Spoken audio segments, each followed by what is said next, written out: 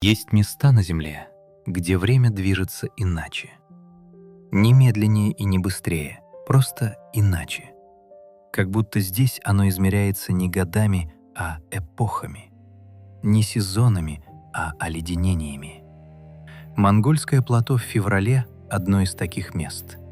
Бесконечная холодная равнина, расчерченная хребтами и выдутая ветром до состояния камня. Небо над ней — белесое, низкое, давящее. Трава давно полегла под снегом. Скалы стоят так, будто их поставили здесь еще до появления первых людей и не сдвинули ни разу с тех пор. Температура — -30. Ветер с севера. Горизонт такой ровный и такой далекий, что глаз не находит за что зацепиться и начинает видеть все сразу. И снег, и камни, и бескрайнее, почти оскорбительное ничто. Здесь кажется, что жизни нет. Но если вы когда-нибудь окажетесь здесь, в этой степи, в этот мороз, в этот ветер, остановитесь, не двигайтесь, подождите. Потому что жизнь здесь есть. Она просто научилась прятаться лучше, чем где-либо еще на Земле. И именно здесь, в трещине между двумя крупными валунами, в неглубокой норе, пахнущей старой шерстью и мерзлой землей, лежит кошка. Она не спит. Она ждет. Маленькая, плотная, круглая, как камень, притворившийся живым. Ее мех настолько густой, что кажется, будто она вдвое больше своих настоящих размеров. Ее глаза круглые, светлые, почти нечеловечески неподвижные, смотрят в пространство с выражением, которое трудно описать. Ни злость, ни страх. Что-то древнее, что было еще до того, как у эмоций появились имена. Это Манул. Отоколобус манул. Одна из самых старых кошек на Земле и одна из самых незаметных. И, если честно, одна из самых недооцененных. Вы, скорее всего, видели его фотографии в интернете. Тот самый пушистый зверь с выражением лица человека, которому только что сообщили плохие новости. Миллионы лайков, тысячи мемов. Но почти никто из тех, кто смеялся над этим лицом, не знает, что это за животное на самом деле, где оно живет, сколько их осталось и почему это важно. Сегодня мы это исправим. Чтобы понять Манула, нужно сначала понять мир, который его создал. Центральная Азия — это не просто география, это философия. Философия крайности, максимальный холод зимой, максимальная жара летом, минимум воды, минимум укрытий, максимум открытого пространства. Здесь нет места мягкотелым. Здесь нет места тем, кто рассчитывает на удачу. Здесь выживают только те, кто выработал систему, абсолютно надежную, проверенную, отточенную за миллионы лет. Ману обитает на огромном пространстве. Его ареал протянулся через всю Центральную Азию, от Ирана и Афганистана на западе до Китая и Монголии на востоке, от казахстанских степей на севере до высокогорий Тибета и Гималаев на юге. Это тысячи километров степей, полупустынь, каменистых плато и горных хребтов. Алтай, Забайкалье, Иранское Нагорье, Тибетское плато, где отдельные особи встречались на высоте 5050 метров над уровнем моря. Там, где даже снежный барс чувствует себя не вполне уверенно. Это абсолютный рекорд для кошачьих по высоте обитания. Кажется, что такое распространение означает многочисленность. Это не так, и это очень важно понять. Манул повсюду и нигде одновременно. На каждые 100 квадратных километров степи приходится в среднем несколько особей, и это в лучшем случае. Данные российских фотоловушечных исследований в Даурской степи показали, индивидуальный участок одного самца составил 123 квадратных километра. 123 — это площадь небольшого города. Один зверь — одна кошка. 123 квадратных километра почти полного одиночества. Популяции разорваны, изолированы, разбросаны по огромным пространствам. Животное, занимающее целый континент, остается существом, которое большинство людей не видели никогда, живым, в природе. Только на фотографиях, только в мемах. Ландшафт, который Манул предпочитает, не предполагает компромиссов. Сухие степи с хорошим обзором, скалистые склоны с нишами и трещинами, открытое пространство с точечным укрытием. Камень здесь, куст там, особь вдалеке. Манул не любит лес, деревья мешают обзору. Избегает высокой травы, в ней не виден горизонт, ему нужно видеть. Он охотник, который работает глазами раньше, чем лапами. И он охотник, который работает терпением раньше, чем скоростью. Зима здесь не сезон, а испытание. Температура падает до 40 градусов ниже нуля. Снег накрывает степь плотным настом. Добыча уходит под землю, реки замерзают, ветер режет горизонтально. И Манул остается. Единственная кошка, которая не ищет теплее. Потому что он — продукт именно этого холода. Он был создан им. Он принадлежит ему так же, как принадлежат ему камни и ветер. Подумайте об этом на секунду. Есть животные, которые приспосабливаются к холоду. Есть животные, которые мигрируют от него. Есть животные, которые впадают в спячку. Манул не делает ни того, ни другого, ни третьего. Он просто живет, как ни в чем не бывало, при минус 40. Как будто это нормально. Это нормально для него. Давайте на секунду выйдем из степи и поговорим о времени. 5 миллионов лет — это число, которое легко произнести и почти невозможно представить. Попробуем по-другому. 5 миллионов лет назад не было ни одного современного вида человека. Homo sapiens не существовало. Homo erectus не существовало. Австралопитек только начинал ходить на 2 ногах по африканской саванне, неуверенно, ненадолго. На той же земле, в то же самое время, где-то в формирующихся степях Центральной Азии жила кошка. Небольшая, пушистая, с круглыми глазами и плохим настроением. Это был предок Манула. Эволюционная линия Отоколобус отделилась от общего ствола кошачьих в эпоху позднего миоцена, примерно 5,19 миллиона лет назад, если верить молекулярным часам генетического анализа 2006 года. Это делает Манула одним из самых древних, ныне живущих видов в семействе Фелидии. Для сравнения, домашняя кошка, Felis catus, произошла от ближневосточного лесного кота примерно 10 тысяч лет назад. Манул старше нее в 500 раз. Что происходило за эти 5 миллионов лет? Многое. Ледниковые периоды сменяли друг друга, уровень моря падал и поднимался. Целые континенты меняли очертания. Вымерли мамонты, шерстистые носороги, пещерные медведи, саблезубые кошки. А Манул остался. Практически без изменений. Ископаемые останки манулоподобных кошек, обнаруженные в Европе и датированные плейстоценом, настолько похожи на современных животных, что палеонтологи используют их как демонстрацию классической эволюционной стабильности. Когда форма найдена идеальная, природа ее не трогает. В плейстоцене, когда ледники покрывали значительную часть Евразии, а степная зона была значительно шире нынешней, Манул жил на территории современных Франции, Германии, Польши. Его ископаемые кости находили в пещерах Центральной Европы вместе с остатками мамонтов и первобытных бизонов. Потом климат изменился, лесная зона сдвинулась на север, степи отступили на восток, и Манул ушел вместе с ними. Туда, где и живет сейчас. Это важная деталь, которую стоит осознать. Манул не адаптировался к Центральной Азии. Он всегда был там, вместе со степью. Он и есть часть степи. Не жилец, а составляющая. Есть еще один интересный факт об эволюции Манула, который редко упоминают. Его зубы. У него 30 зубов, стандарт для кошачьих. Но пропорции и строение клыков и хищных зубов у Манула чуть иные, чем у большинства других кошек. Они оптимизированы для удара по добыче среднего размера с максимальной эффективностью при минимальном усилии. Ману — энергетический минималист. Каждый аспект его биологии говорит об одном: трать как можно меньше, получай как можно больше.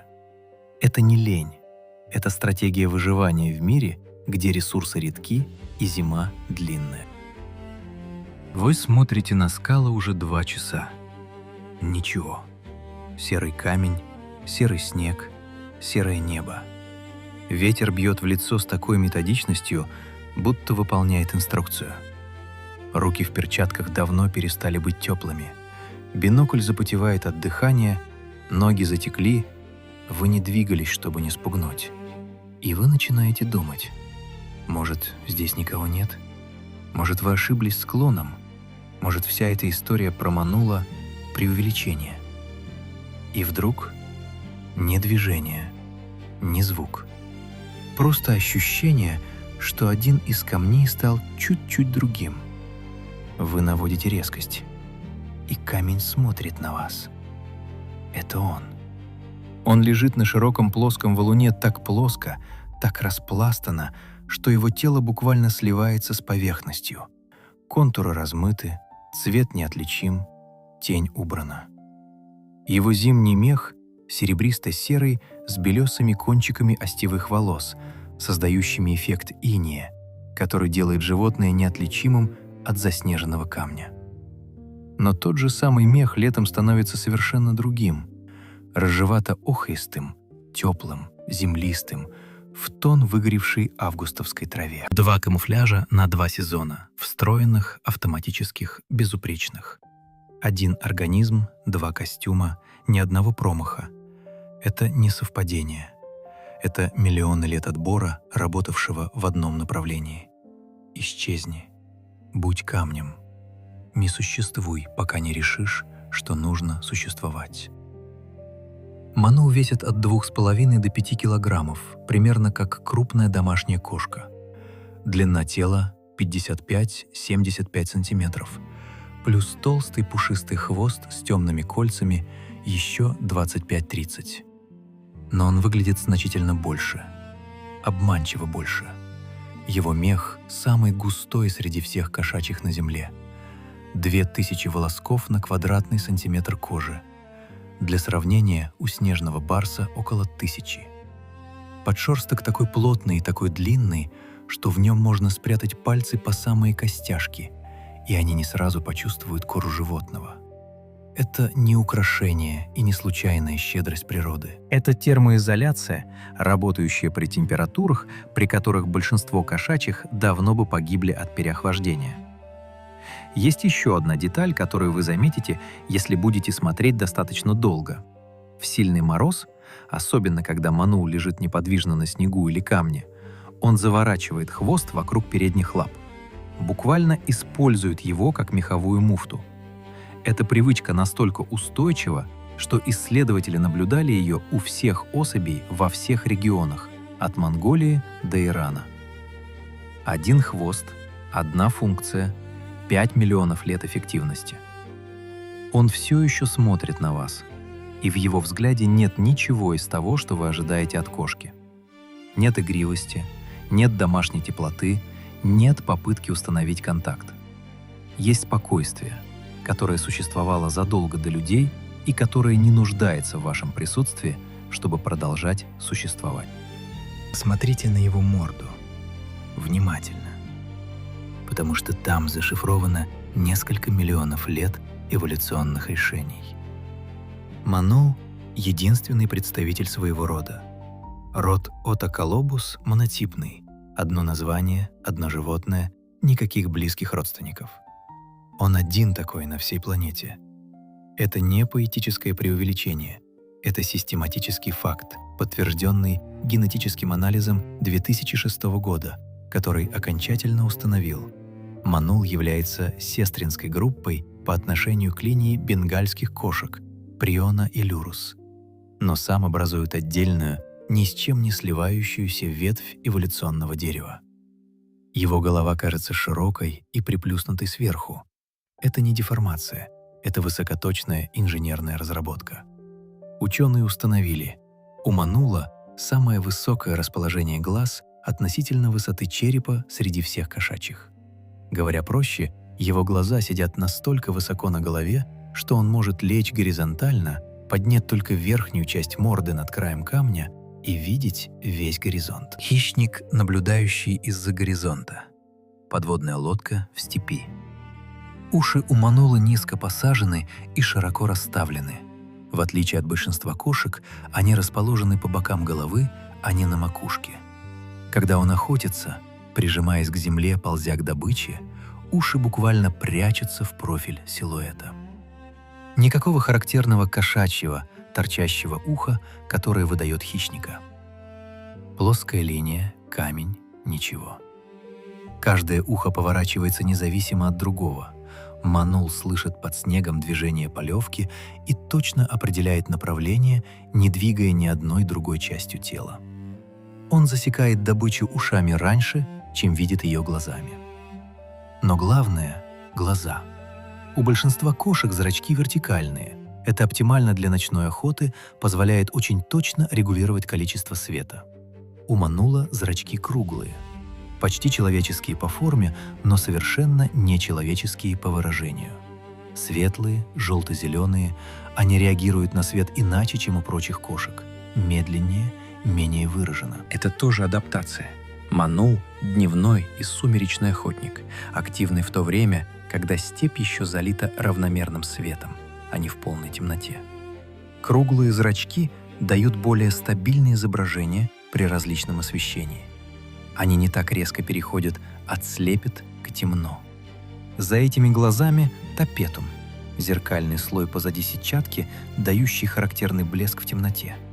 Но у манула он отражает свет не вертикальной щелью, а полным кругом. Маленькое фосфорное солнце в ночной степи. Его морда кажется недовольной всегда, и здесь есть интересная подробность. Опущенные уголки рта, нависающие надбровные дуги — это, по сути, побочный эффект строения черепа, оптимизированного под охоту из укрытия. Природа строила голову снайпера, а получилось лицо человека, узнавшего об отмене отпуска. Интернет давно сделал манула звездой именно за это выражение.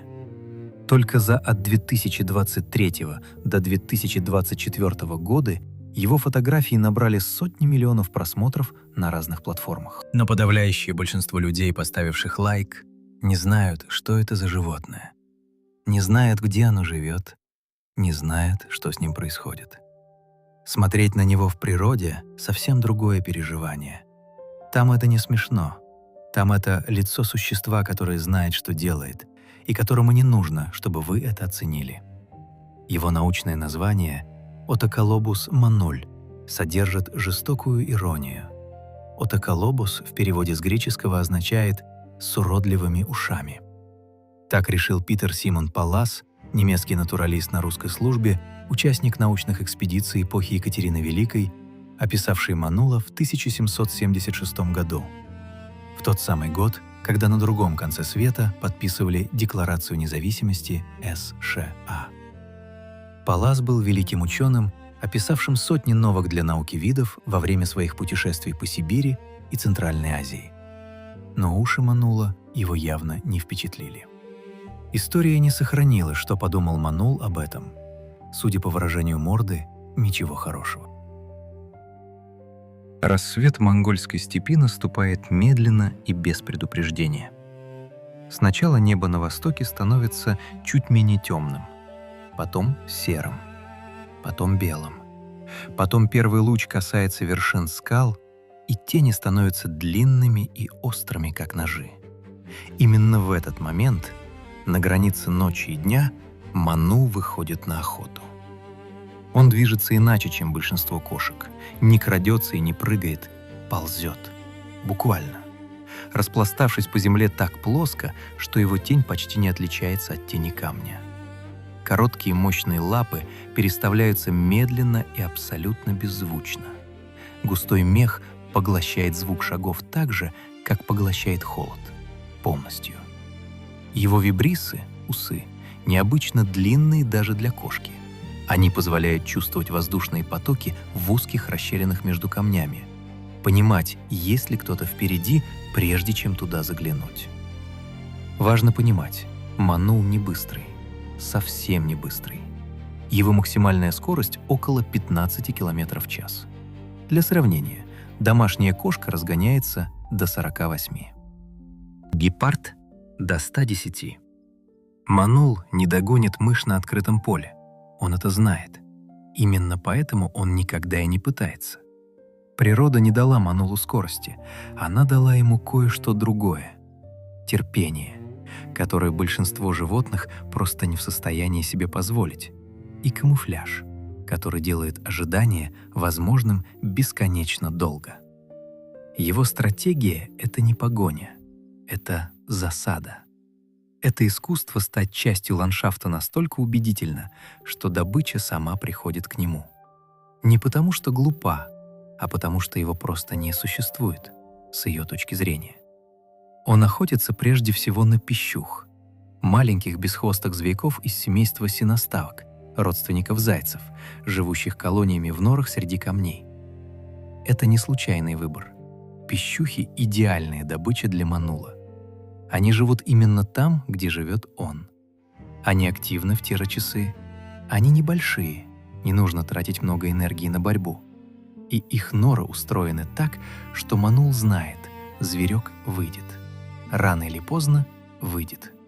Нужно только ждать. Он также берет полевок, хомяков, сусликов, птиц, гнездящихся на земле, иногда ящериц и крупных насекомых летом. Зафиксированы случаи, когда Манул прятал недоеденную добычу, засыпая ее землей или снегом. Поведение, характерное скорее для более крупных хищников, чем для кошек. Он не расточителен. В мире, где каждая пищуха — результат нескольких часов неподвижного ожидания, ни одна добыча не должна пропасть впустую. Охота коротка и решительна. Он часами может лежать совершенно неподвижно у входа в нору, ожидая, пока зверек осмелеет и выйдет. Часами — это не метафора.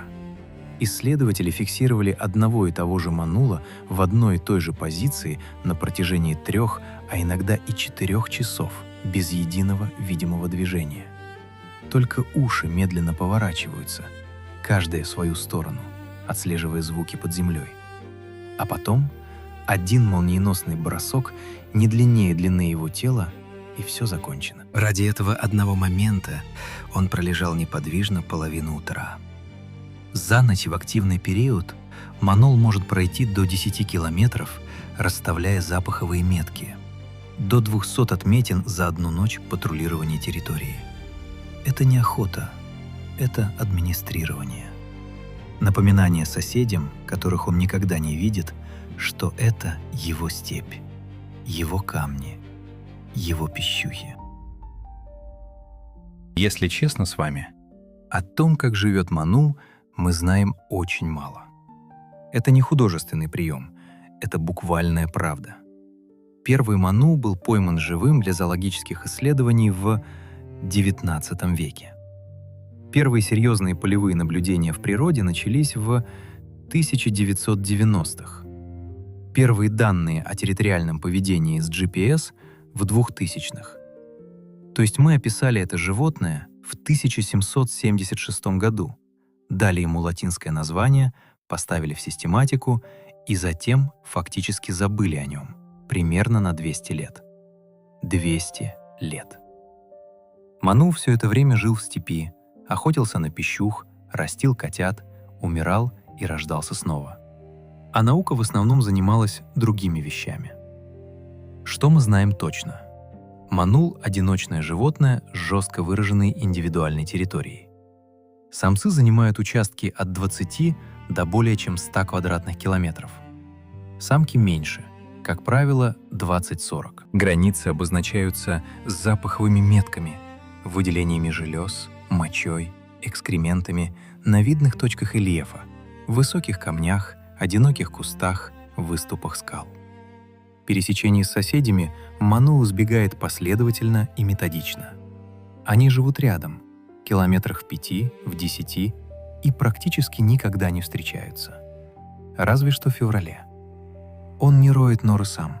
У него для этого нет ни инструментов, ни особого желания. Он занимает чужие – норы лисиц, барсуков, сурков, или находит естественные укрытия среди скал, в пещерах, в узких расщелинах. Важная деталь – он возвращается к одним и тем же норам годами.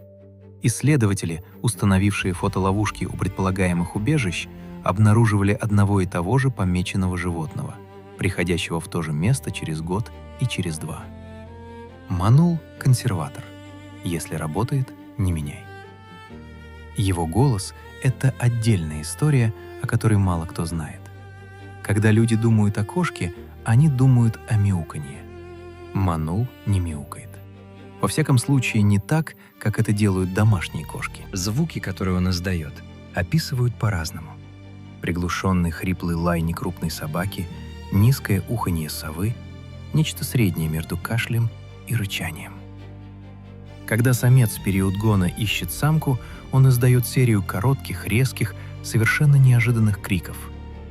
В ночной степи они звучат так, что опытный полевой биолог сначала оборачивается в поисках другого животного. Природа, очевидно, решила, раз это животное умеет так совершенно молчать большую часть жизни, в редкие моменты коммуникации можно позволить ему звучать как угодно. День манул проводит в укрытии или на теплом камне, в зависимости от сезона и температуры. Не потому что ленив, потому что расчетлив.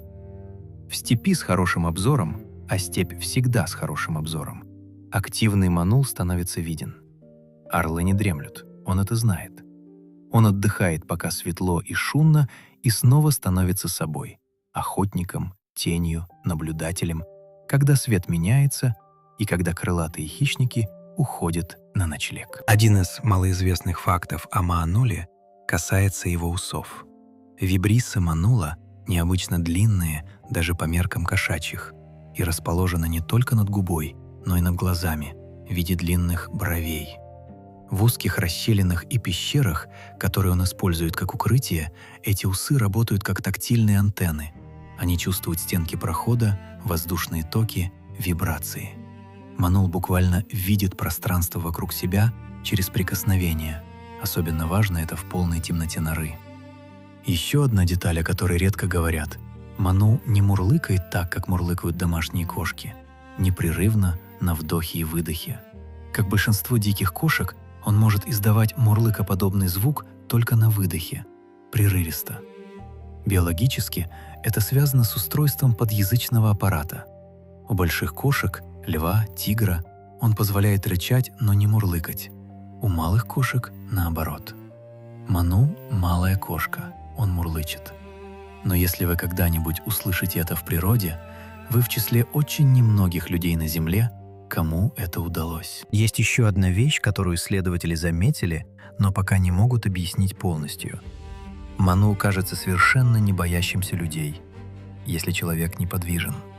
Несколько полевых биологов описывали, как находили манула буквально в метре от себя, и он продолжал лежать, не двигаясь, изучая незнакомца с видом профессора, оценивающего студента. Он не убегал, не нападал, просто смотрел. Как будто у него было время, и он решил его потратить на изучение непонятного объекта. Возможно, это следствие жизни в ландшафте без деревьев. Некуда убегать, незачем паниковать. Стой, смотри, оценивай. Весна приходит в степь жестоко. Снег тает, но ветер не утихает. Земля мерзлая под тонким слоем грязи, трава только начинает пробиваться сквозь серую ветошь прошлогодних стеблей.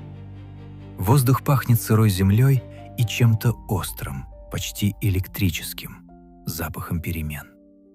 Именно в это время в норе в темноте, среди старой шерсти и сухой травы, рождаются котята.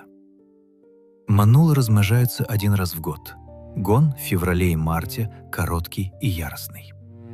Самцы в этот период теряют обычную осторожность. GPS-исследования фиксировали животных, которые в обычное время не покидали свой участок, но в феврале уходили на 20 километров за одну ночь в поисках самки. Они кричат в темноту своими странными хриплыми голосами, дерутся с конкурентами, иногда получают серьезные раны. Самка выбирает сама. Манул не тот вид, где самец принуждает. После спаривания, которое длится несколько дней, самец уходит. Насовсем. В воспитании котят он не участвует никак, вообще. Это исключительно материнская история. Беременность длится 66-75 дней. В помете от 2 до 6 котят, чаще всего 3-4. И вот здесь первый сюрприз, о котором мало кто знает.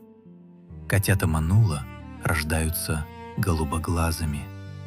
Да, именно так. Это животное с характерными желто-зелеными круглыми глазами взрослой особи рождается с голубыми, совершенно обычными светло-голубыми, почти младенческими глазами. Цвет начинает меняться примерно на 6-8 неделе жизни, постепенно, через серо-голубой к серо-зеленому, и лишь к 3-4 месяцам глаза приобретают взрослую окраску.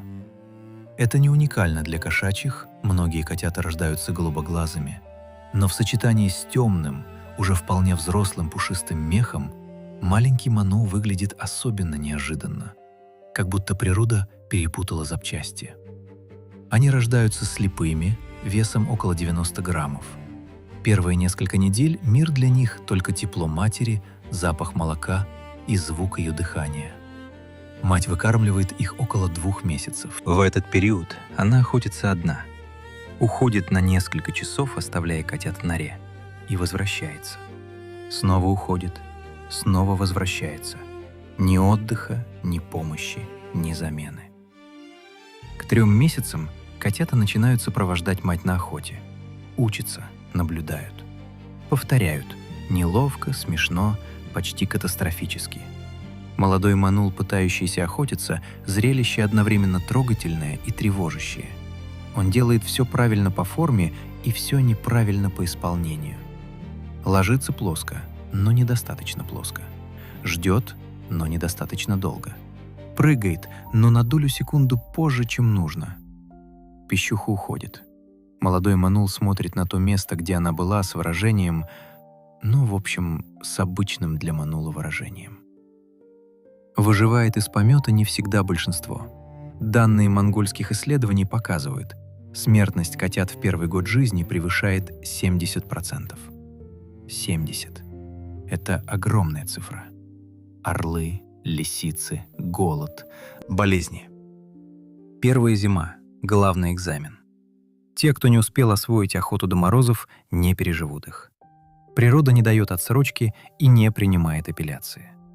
Те, кто выжили, становятся одними из самых эффективных хищников своего размера на Земле, потому что их отобрала самая жесткая система тестирования, которая только существует — реальность. Прежде чем перейти к угрозам, давайте поговорим о другом, о том, что было до угроз. Люди живут рядом с манулом очень давно. Кочевые народы Центральной Азии — монголы, казахи, тюркские племена — делили с ним степь тысячелетиями, и отношение к нему было совсем не тем, которое мы видим сегодня. В монгольской культуре манул упоминается в охотничьих преданиях как существо особенное, не потому что опасное, а потому что невидимое. Охотники говорили, увидеть манула значит обладать острым глазом, не поймать, не убить, просто увидеть. Само по себе это считалось знаком наблюдательности и мастерства. В степи, где хороший охотник должен был замечать все, способность заметить манула была своеобразным тестом. В тибетском буддизме существуют традиции, защищающие определенных диких животных от охоты, не через законодательство, а через религиозное убеждение. Манул входит в число животных, которых в ряде монастырских общин принято не трогать. Не потому, что он священен в каком-то теологическом смысле, а потому что маленький, живет трудно, не причиняет вреда. Эта логика, простая и человечная, работала лучше многих природоохранных законов. Тихо, без принуждения, поколение за поколением. Казахские охотники беркутчи, те, кто охотился с орлами, знали манула хорошо. Их беркуты иногда брали манулов, хотя те умели прятаться лучше большинства другой добычи. Существовали специальные наблюдения, как ведет себя манул перед бурей, как меняет маршруты в сильный мороз, в каких ущельях держится осенью. Эти знания передавались устно, от отца к сыну, и сохранились до наших дней в рассказах старших охотников. Совсем другим было европейское знакомство с манулом. Питер Симон Паллас встретил его во время грандиозной научной экспедиции от 1768 до 1774 годов, организованной по приказу Екатерины Великой. Это была одна из крупнейших научных экспедиций своего времени. Несколько параллельных отрядов, тысячи километров, сотни новых для науки видов. Паллас описал манула в 1776 году в своей работе «Спицелегия зоологика», буквально «зоологические колоски», сборник научных заметок. Описание было точным, подробным и сопровождалось иллюстрацией, которая, как ни странно, довольно точно передавала внешность животного, несмотря на то, что художник, по всей видимости, работал с препарированным экземпляром. После Палласа манул попал в научную литературу и почти вышел из нее. Упоминания в обзорных работах о млекопитающих Азии, шкуры в музейных коллекциях, ни одного систематического полевого исследования в течение почти 200 лет. Это не исключение для малоизученных видов, это правило. Наука устроена так, что внимание достается харизматичным, крупным, опасным или экономически важным видам. Маленькая пушистая кошка в труднодоступной степи не попадает ни в одну из этих категорий. Первое систематическое изучение поведения манула в природе началось только в 1990-х. Сначала одиночные наблюдения, потом первые фотоловушки в начале 2000-х, потом GPS-ошейники. Мы изучаем это животное всерьез меньше 30 лет. Оно живет рядом с человеком 4000, пропорция, которая должна нас смущать. В степи у манула есть враги. Старые, естественные, те, с которыми вид научился жить за 5 миллионов лет. И новые, те, которых не было никогда. Начнем со старых – орлы. Степной орел и беркут представляют постоянную угрозу с воздуха. Это главная причина, по которой манул так плотно прижимается к земле при охоте. Его маскировка оптимизирована именно под вид сверху. Плоский силуэт, цвет камня, неподвижность – все это работает против орлиного взгляда лучше всего. Когда орел все же пикирует, манул не убегает, он прижимается максимально к самому твердому камню, который успевает найти. Иногда это работает, иногда нет.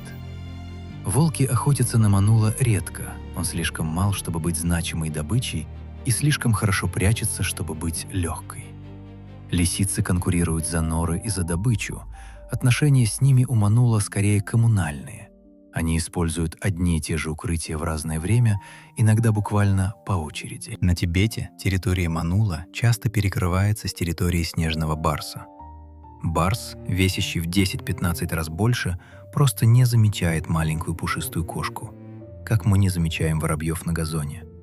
Конкуренции нет, есть соседство. Теперь о новых врагах – капканы. Это, пожалуй, самая массовая и самая бессмысленная угроза. Капканы расставляют на лис, на волков, на других пушных зверей, и манул, попадая в них случайно, просто потому, что он там есть, потому что ходит по тем же тропам. Он не является целью, он – случайная жертва системы, которая не делает различий. Охота. Официально запрещенная в большинстве стран ареала, она продолжается там, где контроль слаб или отсутствует. Мех манула исключительного качества – густой, теплый, мягкий. Исторически на него охотились активно. Сегодня значительно меньше, но не нигде. Отравление пищух – это, вероятно, самая недооцененная угроза. В Китае, Монголии, Казахстане пищух массово травят как вредителей сельского хозяйства. Они роют норы, подрывают пастбищные угодья. Логика понятна. Последствия катастрофические для всего, что питается пищухами. Для манула, для хорьков, для орлов, для лисиц. Целые участки степи после отравления становятся кормовой пустыней. Ландшафт остался, а еды нет. Ману продолжает охотиться в пустой степи, теряет вес, слабеет, не переживает зиму. И, наконец, токсоплазмоз. Паразитарное заболевание, переносимое домашними кошками. Ману за 5 миллионов лет никогда не встречался с этим паразитом в дикой природе и не выработал иммунного ответа. Его иммунная система, идеально откалиброванная под стерильную степь, совершенно беззащитна перед городским микробным миром. В зоопарках именно токсоплазмоз был главной причиной смертности манулов на протяжении десятилетий. С расширением человеческого присутствия, с бродячими кошками, уходящими все дальше в степи, вероятность контакта растет. Насколько это серьезно в дикой природе, мы не знаем точно. Просто потому, что мы не видим достаточно. Международный союз охраны природы присвоил манулу статус, вызывающий наименьшие опасения – Least Concern. Это звучит обнадеживающе, правда? Наименьшие опасения, все хорошо, можно расслабиться. Нельзя. Потому что к этому статусу добавлен маленький, почти незаметный пункт. Тенденция популяции – сокращение. Population trend – decreasing. Это значит, пока еще не критично, но движение в неправильную сторону. И движение это происходит тихо, по всему огромному ареалу. Одновременно, так что ни в одном месте не видно катастрофы, а в целом катастрофа. В России его численность снижается, особенно заметно в Бурятии, Читинской области, Туве. В отдельных регионах, где он был относительно обычен 30 лет назад, сейчас его встречают единицами. В Казахстане снижается. В Китае ряд региональных популяций исчез за последние десятилетия без какого-либо публичного обсуждения. Монголия – один из немногих островков стабильности, но и там давление на степные экосистемы не уменьшается. В западной части ареала, в Армении, Азербайджане, Афганистане, данных настолько мало, что сам факт присутствия или отсутствия вида в конкретных районах остается неизвестным. Проблема не только в прямом преследовании. Проблема в том, что мир, для которого создан ману, системно меняется. Степи деградируют из-за перевыпаса, скот вытаптывает и поедает растительность до состояния, при котором пищухи не могут поддерживать колонии, климат становится теплее и нестабильнее, а манул за 5 миллионов лет адаптировался к стабильному холоду. Особенно опасны джуты – зимние события, когда оттепель сменяется резким морозом и земля покрывается ледяной коркой. Пищухи не могут добраться до корма под льдом и погибают тысячами. Ману теряет кормовую базу в самое тяжелое время года. Он не харизматичный мегафаун, он не лев и не снежный барс. Нет больших международных компаний, нет знаменитостей амбассадоров. Нет, только миллионы лайков в интернете. От людей, которые смеются над лицом, не зная, что этот смешной зверь медленно исчезает. Это, возможно, самая несправедливая часть его истории. Изучать манула невыносимо трудно. И это говорит вам не художественный текст, а реальные исследователи, которые пытались это делать. Он избегает людей с такой последовательностью, что фотоловушка, установленная в, казалось бы, идеальном месте, может месяцами не давать ни одного снимка. Исследовательские группы разворачивали сети из 40-50 камер на площади в несколько сотен квадратных километров и за 3 месяца получали 10-15 снимков. 10-15. На всю сеть. На 3 месяца. Первый манул был заснят в дикой природе на видеокамеру только в 1990-х годах. До этого только музейные экземпляры, шкуры и описание Палласа 1776 года. 200 с лишним лет, и мы не знали, как он двигается, как охотится, как ведет себя с котятами. Мы знали только, как он выглядит в мертвом состоянии. Это многое говорит о том, насколько хорошо он прячется. Тем не менее, наука не отступает. Международный проект по изучению манула в Монголии под руководством доктора Дэвида Омни совместно с WCS Wildlife Conservation Society ведет мониторинг с фотоловушками и GPS-ошейниками с начала 2000-х годов. Именно этот проект дал первые подробные карты территорий, первые данные о суточной активности, первые записи реального охотничьего поведения. В России системный мониторинг ведется на Алтае и в Забайкалье в рамках программ нескольких заповедников. Данных все еще мало, но они накапливаются. В зоопарках история Манула долго была историей неудач. Животные плохо жили в неволе, плохо размножались, часто болели и умирали от токсоплазмоза. Новосибирский зоопарк стал одним из первых, кто выстроил успешную программу разведения с жесткими ветеринарными протоколами, специальными условиями содержания, тщательным контролем патогенной среды.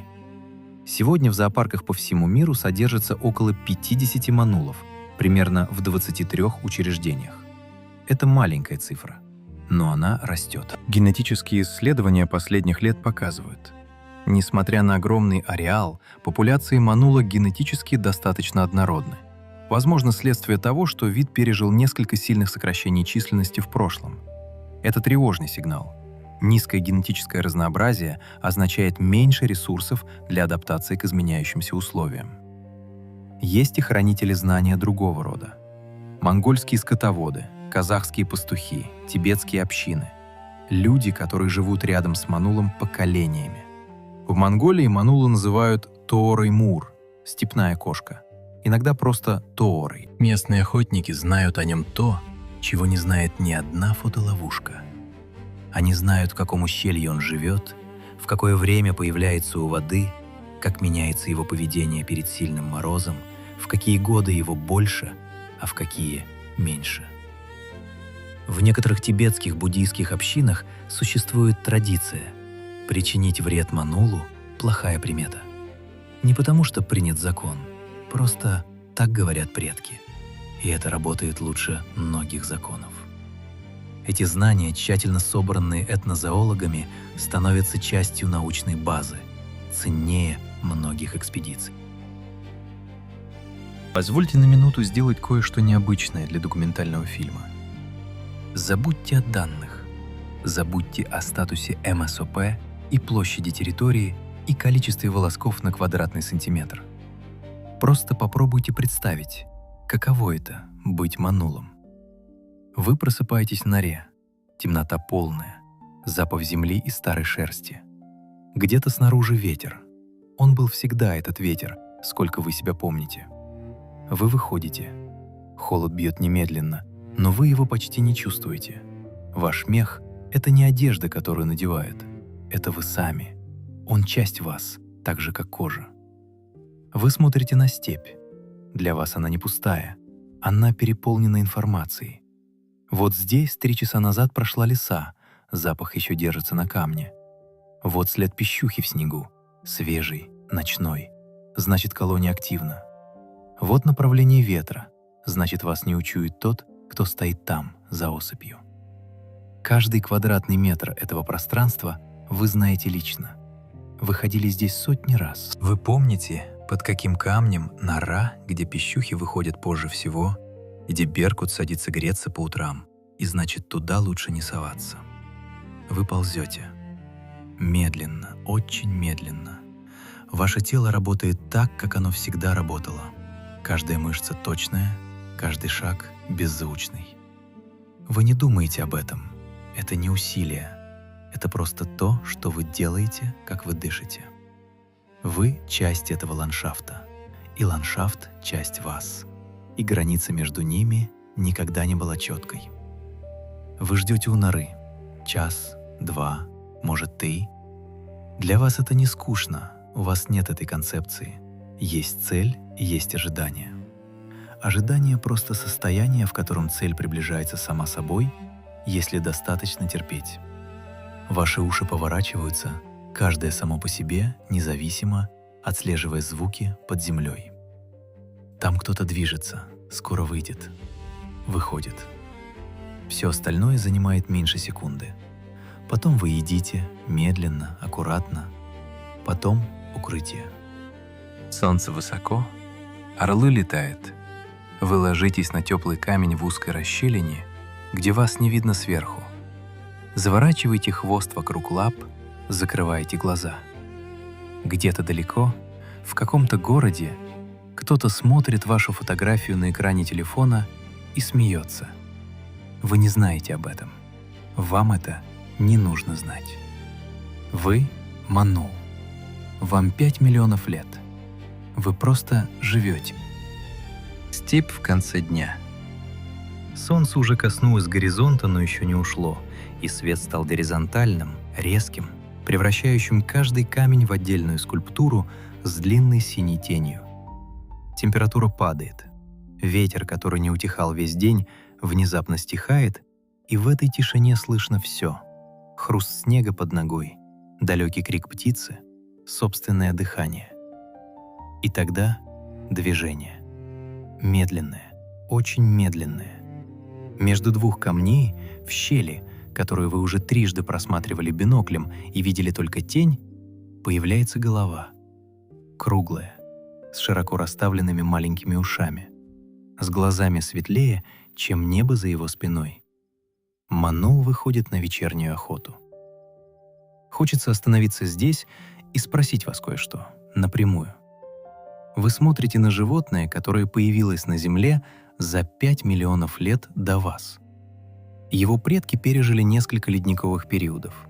Они жили в Европе, на месте нынешних Парижа и Берлина, и ушли на восток вслед за отступающими степями. Они пережили появление первых людей, появление земледелия, появление городов и дорог и заводов. Каждый шаг этого зверя по замерзшей монгольской равнине — это шаг, который повторялся 5 миллионов лет без перерыва, без паузы, без альтернативы. И теперь, впервые за 5 миллионов лет, этот шаг под угрозой. Не потому, что изменился климат ледникового периода, тогда он справился. Не потому, что появились орлы или волки, с ними он жил всегда. Потому что появились мы. И мы изменили степь быстрее, чем эволюция успевает реагировать. Думая о нем, маленьком, густошерстном, круглоглазом существе в самом центре огромного холодного континента, трудно избежать ощущения, что смотришь на что-то очень важное. На что-то, что имеет право на продолжение. Не потому, что мы так решили, а потому что 5 миллионов лет существования — это достаточно весомый аргумент сам по себе. Весомее любого нашего решения. Он не просит о помощи. Он вообще ничего не просит. Он охотится, спит, ждет зиму, переживает ее, снова охотится. Он не знает, что его пищух травит, не знает, что его степь становится теплее, не знает, что миллионы людей смеются над его лицом в интернете, и почти никто из них не знает его имени. Он знает только «вот нора», «вот ветер», «вот рассвет, который придет», «вот ночь, которую нужно пережить». Задача знать наша, задача рассказывать тоже наша. Именно поэтому этот фильм был снят. Именно поэтому вы смотрите его до конца. Потому что разница между «животное, о котором никто не знает», и «животное, о котором знают» — это именно такие моменты, когда кто-то решил рассказать, и кто-то решил услышать. Если вы хотите сделать что-то конкретное после этого фильма, вот несколько вещей, которые реально работают. Поддержать проект WCS по изучению манула в Монголии. Рассказать о нем не в формате «смотрите, смешная кошечка», а в формате «знаете, это животное исчезает». Не покупать меховые изделия неизвестного происхождения из Центральной Азии. Поддерживать зоопарки, которые ведут программу разведения редких видов, это не развлечение, это страховой полис для биоразнообразия. Это маленькие действия. Манулу они не объяснить. Он не поймет и не оценит. Он просто продолжит делать то, что делает. Охотиться, прятаться, ждать, выживать. Как делал 5 миллионов лет. Как, возможно, будет делать еще столько же, если мы не помешаем. Манул смотрит с камня в угасающий свет. Хвост, толстый, пушистый, с темными кольцами, медленно движется из стороны в сторону. Единственное движение в замерзшем мире. Он все еще здесь. Пока все еще здесь.